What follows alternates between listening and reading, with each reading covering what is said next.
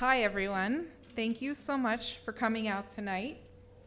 Thank you to the Sharsheret organization and the amazing ladies on the Long Island Committee for honoring me with this opportunity to share my story and for giving me the chance to publicly thank my rock star of a husband, incredible parents and grandparents, unbelievable family and friends, wonderful community, and all the brilliant doctors I met from start to finish for everything they did for me when I needed it the most.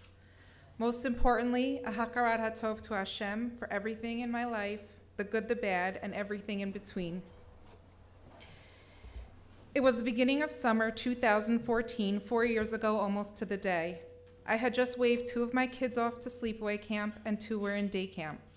I was looking forward to a fun and relaxing summer, but it wasn't meant to be. It was a tiny little lump I by chance felt in the shower. I'm so grateful that I did, because that little lump saved my life. After 2 stressful days of testing, my fears were confirmed. I had cancer. Not just the lump I had felt, but bilateral, meaning both sides, with 2 different types of cancer, and it had spread to my lymph nodes, stage 2 and 3. It was a life-changing moment, literally, physically, and emotionally. The cliches you've heard are true. My life was flashing before my eyes. However, it wasn't the life that I had lived. It was all the moments in life I thought I would miss. I was 37 years young. I wasn't imagining missing my children's weddings, but I was imagining missing bar and bat mitzvahs, sneaking in to put tooth fairy money down under a pillow, or running for those hugs at the start of visiting day in sleepaway camp. But that's where the cliche ended. Anything I have ever read or watched on TV or in movies or in books was nothing like what I was going to experience. I was immediately surrounded by my family and friends with love and support. My daughter was enrolled in iShine, where she would be showered with special attention. My meals were organized for months in advance, and I was put in touch with amazing doctors at the Mount Sinai Dubin Breast Center. The Dubin Breast Center is an entire building with dedicated staff, all for women, going through exactly what I had, helping me make important decisions within 1 week of my diagnosis. They have nutritionists, massage therapists, private rooms with recliners and flat-screen TVs. Take away the chemo and you might think it was a spa. I was physically in good hands, but there was still something missing. I didn't know anyone who had gone through this, someone who could give me first-hand advice. I needed to know what to expect on a personal level, someone who went through what I was about to face, who knew what my fears felt like. The lifeline I didn't know existed came through when I was contacted by Rochelle Shoretz, Aleha HaShalom, thanks to my sister-in-law. Rochelle immediately called and treated me like I was her closest friend, remembering me and checking up on me after each and every round of chemo, sending care packages and reading material through Sharsheret to help with any questions I might have. I never had the opportunity to meet this amazing pioneer of a woman. I didn't know how sick she was at the time. When she was checking up on me, she never said a word, even when I would ask. She always just was concerned about me and how I was feeling and if I had any questions. She was the epitome of selflessness and dedication, the consummate role model. This is exactly what Sharsheret continues to do for women all around the world. So after all the biopsies, scans, diagnoses, 3 surgeries, chemotherapy, losing my hair, radiation, and a never-ending amount of doctor visits, I am blessed to be here tonight, 4 years later, as a survivor. I am a breast cancer survivor. That's the term used by Sharsheret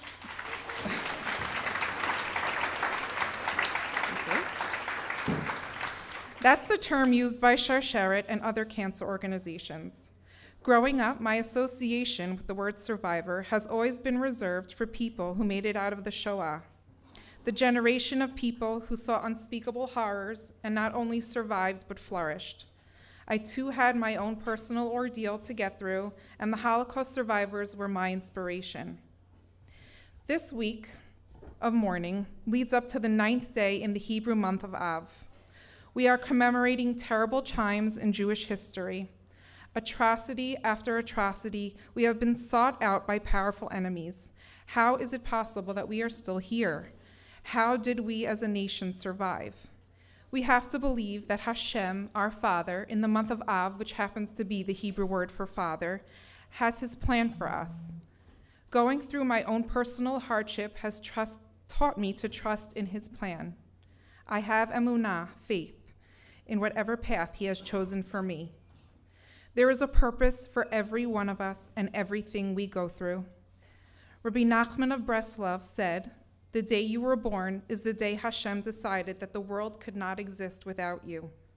I believe I survived to share my story in the hope that it might help others battling cancer and show everyone that you can go through trials in life and come out the other side a stronger, smarter, happier person. I have been inspired by many people along my journey. In particular, I love the positivity that comes from old world Hasidim. The great Hasidic master, the Baal Shem Tov, was quoted, "If tears open up the heavenly gates, joy absolutely demolishes them." Yes, we will cry for ourselves, for our family, friends, or neighbors over things like cancer and other hardships that we have no control over. But when there are no tears left, and all that we are left with is a numbness or anxiety or anger, we need to find a healthy way to switch that off.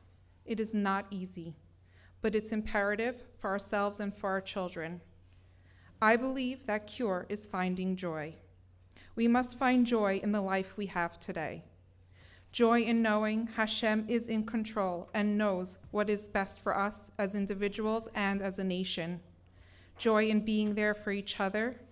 Joy in surrounding yourself with people who can elevate and inspire you.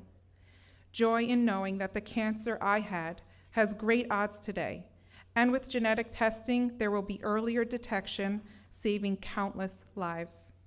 Joy in knowing that we and our children have an organization like Sharsheret to guide us, teach us, and link us together so that every woman facing breast or ovarian cancer never faces it alone. Thank you.